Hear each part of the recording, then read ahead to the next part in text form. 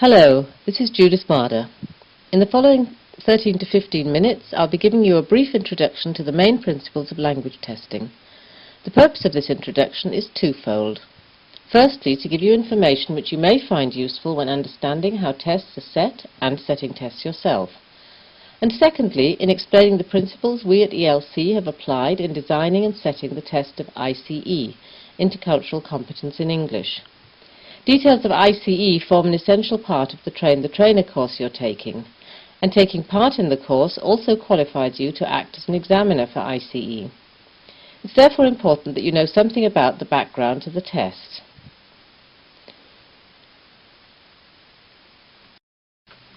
We feel it is essential for language teachers to know the basics of language testing, although testing is something which many language teachers do not particularly like and are often not interested in. One of the reasons for this is that there are several fundamental differences between teaching and testing. Looking at these differences may go some way to explaining why the best teachers are not always the best testers or test setters, and vice versa.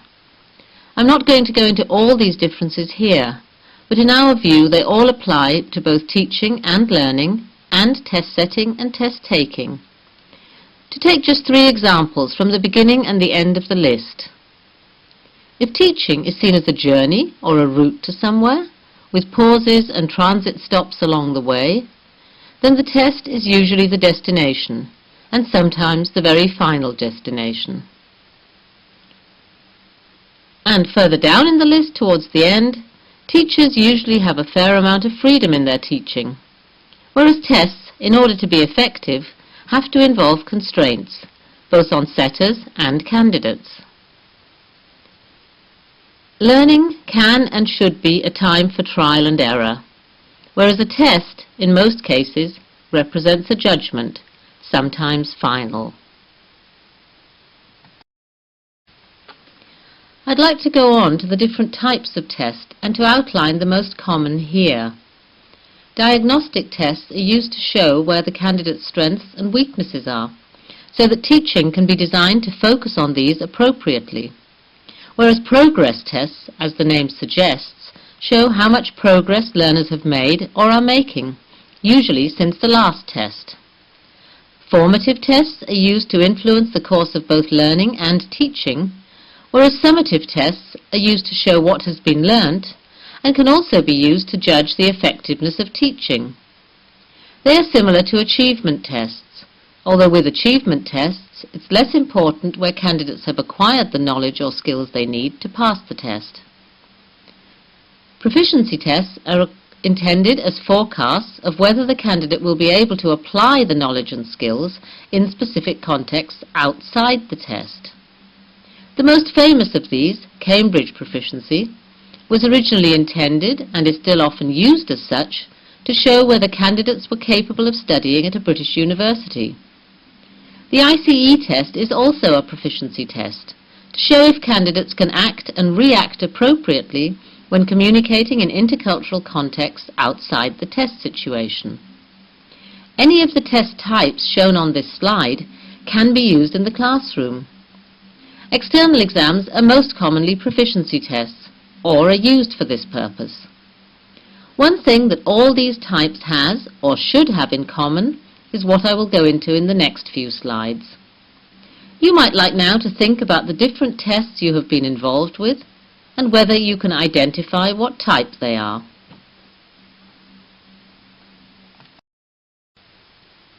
Here you can see a list of the most important features of good tests. I will go into them one by one in the following slides. The most important thing about any test is that it must be valid.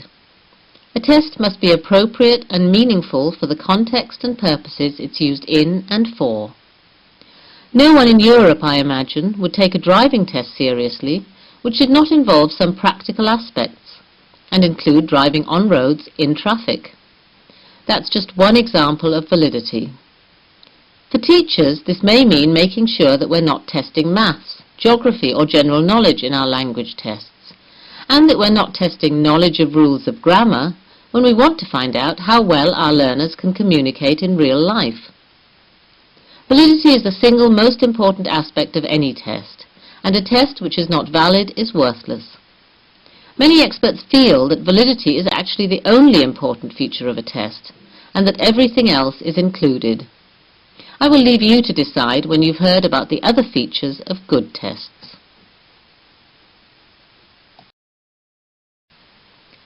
A test must also be reliable. Reliability is similar to validity, but refers more specifically to details of what's being tested and how this is done. This means asking questions like these. Does a test of reading have enough reading in it? Is the test long enough in general to come to a decision about the candidate's ability? Reliability also includes issues such as correctness and comparability of various versions of the same test. Would the candidates get the same results if they took a different version of the test? Would they get the same results if they took the same test the following day, under the same conditions? The third aspect, authenticity, is one which is very important in our contexts. Does the test adequately represent what the candidate will have to do in real life? It's fairly easy to see how closely this is related to the other features I've already mentioned. Clearly, there will always be a gap between real life and a test, just as there's a gap between real life and teaching. However, it's important to at least attempt to make sure that a test corresponds to reality as far as possible, i.e. to the way in which the candidates will use the language outside the test. There's nothing wrong with a test of translation if that's what candidates have to do. A role play where the candidate plays an authentic role is equally justifiable. What may be less so is one where the candidates are asked to play roles they may never have in real life. For example, shopkeepers or members of other nationalities.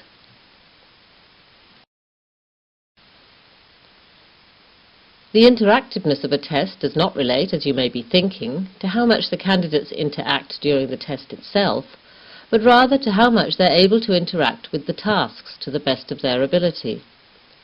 One example which may make this clearer is that of multiple choice questions. At least in our context, most candidates are familiar with the concept and the design of multiple choice questions and know how to deal with them.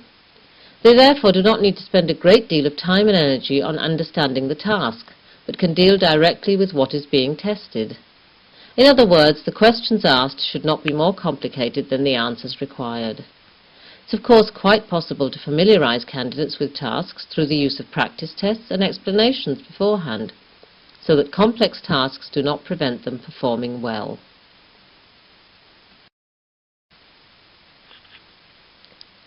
The impact of a test is something often underestimated by teachers. All tests have some sort of impact, even if it's only on the candidate. It's a tester's job to ensure that a test has a positive impact, even if the candidate fails.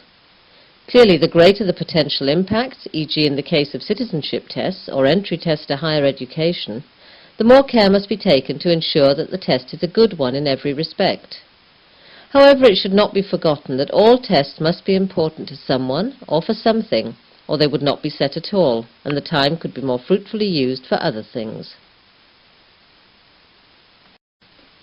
The final point to make is one which teachers and test setters, i.e. practitioners, consider of paramount importance, and one which test theorists do not wish to take into account at all, that of practicability. In order to be at all usable, a test must be practicable, i.e. doable. Otherwise all the things I've mentioned will just have been a waste of time. How practicable a test is will always depend on the specific situation, the number of candidates, the time available for setting, carrying out and marking the test, the resources, both human and financial, involved. It can be fairly said that the most practicable test is probably low on validity and reliability. So it's up to each individual user to decide how far any given test fulfills the purposes for which it's intended.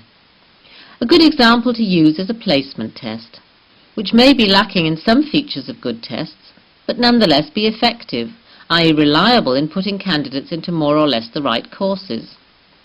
The final proof of the test often lies in the usability of the results. We have tried to take all these things into account in the design of the ICE test. Validity can be subdivided into different types of validity. some of which you can see at the bottom of this slide. The most important of these is construct validity, which is the only type I'll be going into to some extent here. What's your construct? The construct is basically the idea you have of what the subject of the test consists of. Is language basically communication, as described in the Common European Framework for Languages? Or is it mainly vocabulary, or mainly grammar? Is it business English? And if so, how do you define business English? I'll leave it to you to think about what the best friend example may mean. We'll be using the example with the Greek temple during the course. The main problem with test construction, as you'll find if you try and set tests using all these principles, is that the more you have of one, the less you have of another. So the whole process becomes like a jigsaw puzzle with pieces which don't fit together, but which you're forced to use to make a coherent whole. This applies particularly to authenticity and practicability, and means that a test will probably always end up being a compromise governed by rules. In order to be reliable, which is basically also the same as fair to all involved, a test must be standardized, even if only minimally. But care must be taken not to affect authenticity in the process of standardization. One of the ways of ensuring reliability is by using what I'll show you on the next slide.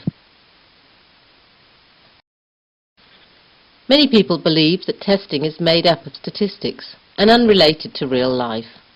In fact, this is not the case at all, as statistics of various sorts can be extremely useful in showing up weaknesses of tests. For example, no one wants multiple choice questions to which all the candidates, even the good ones, choose the wrong answer.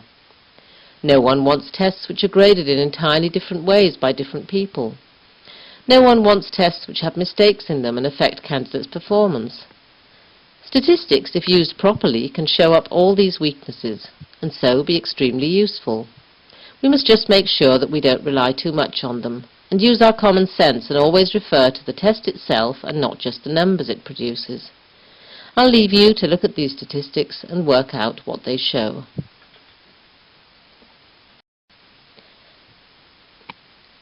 Of course, the most important thing is the setting of the test, something which cannot be done in one sitting and should never be done by one person. Any test written in a hurry by one person is bound to be useless.